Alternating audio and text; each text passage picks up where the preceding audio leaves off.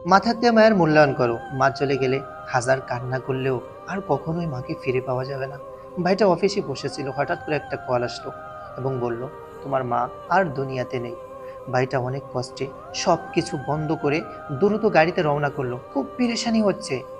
এক পর্যায়ে ভাইটা গাড়ি নিয়ে যখন বাসার সামনে আসলো, দরজা থেকে নামার পরে একটা ডাক আসলো, বেটা। তখন সন্তান বলল, মা, মা করে ঘরে ঢুকতে লাগলো। কিচেনের দিকে তাকায়, মাকে দেখা যায় না। ঘরের মধ্যে ঢোকে, মাকে দেখা যায় না।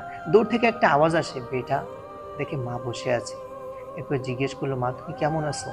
হ্যাঁ, খুব ভালো আছি। তুই ভালো আছিস? এরপরে বলল, মা তুমি নাকি মারা গেছো। একজন আমাকে এই মিথ্যা কথা বলল। এরপরে মা বলল যে, বাবা তুই তো এখন অনেক ব্যস্ত হয়ে গেছিস তাই না? আমি তোর মা, কিন্তু আমার সাথে একটু কথা বলারও তোর সময় হয় না। তোর যে নাম্বারটা ছিল সে নাম্বারটাও পাল্টে ফেলেছিস। অফিসে তো অনেক দায়িত্ব তাই না? কিছুক্ষণ পরে এক ভাই আসলো, এসে বলল, স্যার আপনি এখানে, এই নিন আপনার ঘরের চাবি। আপনি ঘরে ঢুকলেন কিভাবে? চাবি তো আমার কাছে। আর আপনার মা 2 বছর আগে মারা গিয়েছে। এই কথা বলার পরে ভাই বলল, মিথ্যা কথা বলিস কেন? আমি এইমাত্র আমার মায়ের সাথে কথা বলছি। সে পিছন ফিরে তাকিয়ে দেখে সেখানে কেউ নেই।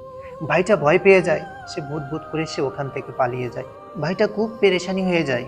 এরপরে পিছনে তাকিয়ে দেখে তার মা দাঁড়িয়ে আছে। মা বলল, হ্যাঁ সত্যি আমি 2 বছর আগে মারা গিয়েছি, কিন্তু তোকে দেখতে খুব ইচ্ছা করছিল। তোর জন্য মনটা খুব কাঁদছিল।